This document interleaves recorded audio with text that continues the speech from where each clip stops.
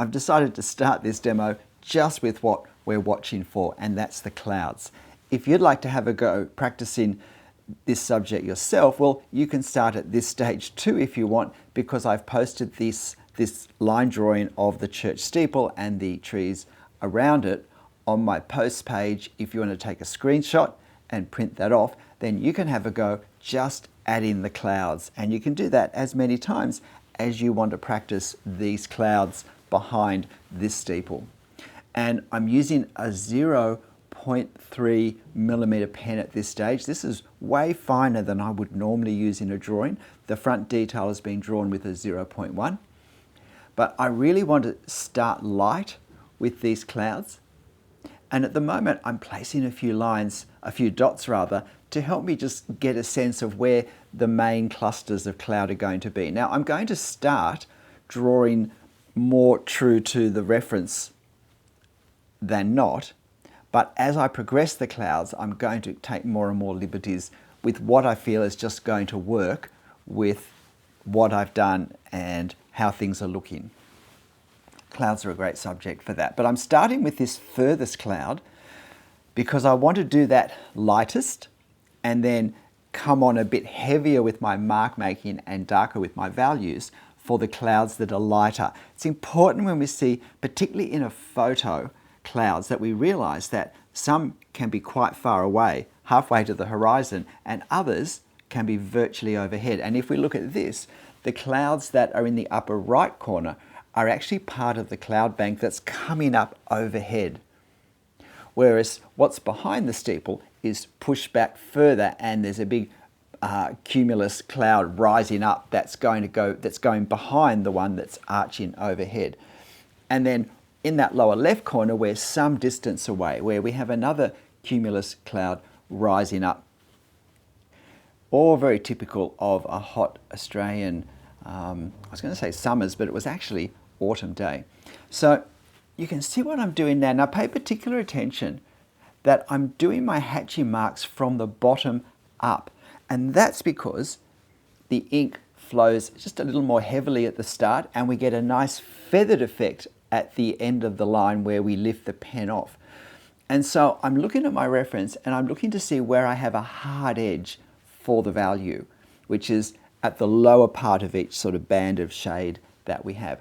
And so I start the hatching down there and I lift up, which means I get a feathery, more diffuse effect, exactly where with the values, with the shade on the cloud, we get a more diffuse effect, which is on the upper side of the shade, where the cloud is changing shape and the shadow is therefore disappearing. I'm not just doing these lines straight though. I'm not just creating value. I'm also trying to suggest the billowing rounded form. And while that's a pretty obvious thing to do with clouds, the challenge is to do it in a way that they don't all just look like big puffy blobs of cotton wool balls that somehow have all stuck together. So that's the challenge. Now, you see what I'm doing now?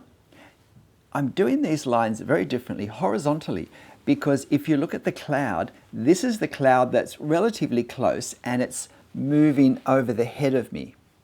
But when we get down to where that particular cloud is a bit further away, it's quite low in the sky, and I'm actually looking along the bottom of it.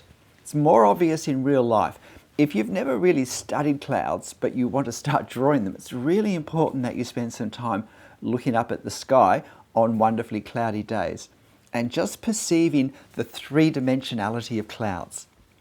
Because in the background, while they are a bit like fluffy balls, when they start to get close to us and when they're lower down in the sky, we do start to see along, if you like, the lower edge of the clouds. And it often is relatively horizontal. And so the effect is more like a foreshortening. Well, there is a foreshortening effect. And so I've done these horizontal lines close together to try and give a sense that we're looking along the bottom of this cloud that's in a sense resting on the warmer air at the ground, above the ground.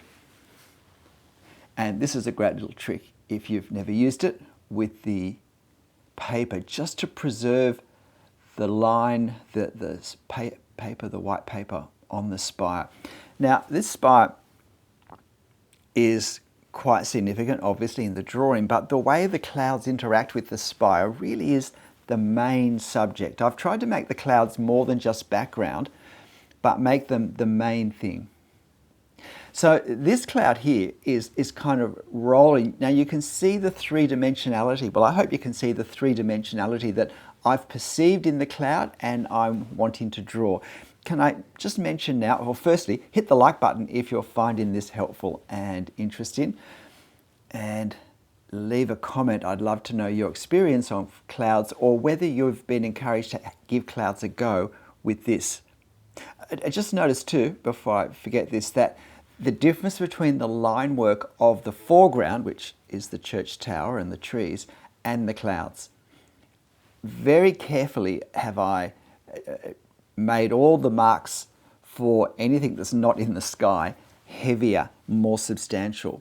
Because the challenge with drawing clouds is to have them feel like they're up behind. Even where the clouds are quite dark, I still need to have a lightness about them. And particularly when all I have is black ink, and let's face it, there's nothing very subtle or delicate about black ink on white paper, except how we put it on. And so choosing my pens carefully, making my marks carefully, particularly where the marks start and where they finish and how long the pen's on the paper for, is all really crucial. But where the clouds pass behind the spire is also very important. And one of the things you will see me do, I'm doing two things. The main thing I'm trying to do is to create the greatest contrast between the clouds behind the spire and the spire, because that will push the spire forward, which will help the clouds to sit back. And visually, it's just quite dramatic. And so on the right-hand side of the spire, I'm going to, you watch me darken where the cloud goes behind, because there's a really white patch of spire where I haven't even done much marking for the shingles to create a really strong contrast. Now on the left-hand side, that's the side where the spire is in shade. So I'm going to darken the shade, but just on the parts where the cloud behind the spire is darkest. And this is a really, I think, important technique to be aware of and to try and do. And that's where we adjust the darkness of something to heighten the contrast in just that little part of it. I'm not going to make the entire length of the spire, of the left-hand side of the spire, darker. Just the part where the cloud gets darker, because I want to maintain the difference between the darkness of the cloud and the darkness of the spire. And so once I make the cloud darker on the left-hand side, I need to make that part of the spire darker so that the spire still jumps forward. Now, you're watching this at double time. So if you'd like to have a go doing this yourself and watching at least part of it at real drawing speed, and I really recommend that, then use the cog icon there in the YouTube video settings that you can see, and slow the video down to half speed. I'm told that my voiceover will sound as if I'm drunk, but it's still very understandable. So I would suggest that for any drawing video you intend to have a go at yourself, that you watch part of it in real time, because it creates a far more realistic sense of the time commitment and the way the marks are made. You really can't tell when they're sped up. You're seeing the overall technique demonstrated, but you're not getting a sense of the actual drawing process, because the time spent is crucial to that. And also how long I'm leaving the pen on the paper as I'm making these marks, and the genuine speed, because they're enormously important things to how much ink's put on the paper and how it looks on the paper. So really recommend you do that. Now, you see what I'm doing? I'm basically hatching in a way to suggest billowing, to suggest various inflated forms. The challenge in this is not to end up having them look, well, all the same, all equally spaced, like puffballs or sausage shapes that all are pretty much the same put together. And one of the things I do at the very end of the video, and I think it might even be after I take the tape off, and it is really worth watching this. One of the things I do at the very end is I look over what I've done and break up some of the areas that just look a little bit too even in terms of their size and roundness, whether they're puffy bits based on shade or on whiteness. I add little marks and create little, if you like, dimples to make them look less the same. And I think that really works, because when we look at clouds, the overall shape is obviously, you know, puffy, inflated. Well, for cumulus clouds, it's very different for very different types of clouds. And my aim is, when we have appropriate cloudy days, I'll get some reference photos of other types of clouds. But for now, you know, although generally the shape is rounded, in any one part it may dimple back in or blow out more in a certain part. And so I want to be aware of that. At this point now, I'm trying just to cover the whole scope of the page and see what I'm doing. See, because I drew those furthest clouds first, I can now judge how dark to go with these closest cloud sections. Now I'm just darkening the spire on the left-hand side to make the relative difference between the clouds and that spire stay the same. But notice how I haven't taken that extra darkness down to the base, because I didn't want it to be that strong, and because the spire darkness value is lighter than the tower. And so now you may not tell at double speed, but at times now I'm slowing down, not so much slowing down, but stopping and just having a look to see what I'm doing. Now, one thing I ummed and ahed about doing, and again, if you've got a thought on this, it'd be great to hear, was the sky. Now, the sky looks very dark, but if we take the color out of this, the value between the sky and the shadows of the cloud is virtually the same in the lower half of the drawing, where it's a more sort of light cerulean blue. When we go higher up in the sky, so there's that upper left corner and that little parallelogram in the upper right corner, they have a little more cobalt in them, I think, the way I read color. And in a black and white copy of this, they go a bit darker. But down below, the darkness of that blue is just the same as the darknesses on the cloud around. So what do we do? How do we represent that? Do we represent that? I decided not to at this point, but what I did consider was using the 0.05 and doing very, very pale but even and fairly neat horizontal lines to reflect the sky. How do you think that would have worked? Would it have worked, or would it have made the sky just too tumultuous with lines?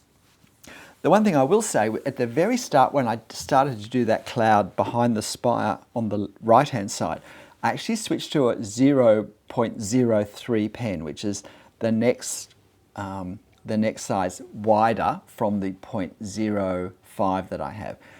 But I felt it was just a bit heavy at that point, so I switched back to the 0.03, thinking I can then go back to the 0.05 if I decide I want to make it a bit darker by using a wider pen rather than just more hatching. But I decided it was working quite well as it was, and that keeping a stronger difference between my line thickness for the sky and for everything at ground level was actually working quite well, and that I'm better off just creating greater darkness by doing more hatching or doing my lines and marks just that little bit more slowly so that more ink is left. Now I'm starting to do that breaking up of some of the evenness of the roundnesses, just creating little disturbances that in the smoothness, that are catching the sun, or not catching the sun rather, not catching the light in different ways. Please hit that like button if you haven't already. And so remember, you'll find the line copy that I started with, without the sky, on my channel post page, as well as the reference photo. So you can screenshot and start at just the sky level if you want. So please hit that like button for me. And I really hope you have a go. As you know, I really don't draw clouds, so this was a bit experimenting, and I'm sure a few things I'm not happy about this I will overcome. And I might even add that sky in later as another video and just see how it goes. And if I think it goes well, you might even get to see the video. But I'm sure this won't be the last cloud pattern. It was very much like hatching tree canopies, the bunches of foliage. I just kept having flashbacks. It was almost the same thing in my mind. And now I'm just doing these final adjustments, just heightening the contrast, a bit dark behind the spire to make that just look a little bit more dramatic. Maybe I went a little bit too dark, especially on the right-hand side. I'm not sure. But that's how it is. G'day, I'm Stephen Travers. Look, I hope you found this interesting. Hope you're having a go. But whatever you do, make sure you have fun. I'll see you next time. Bye.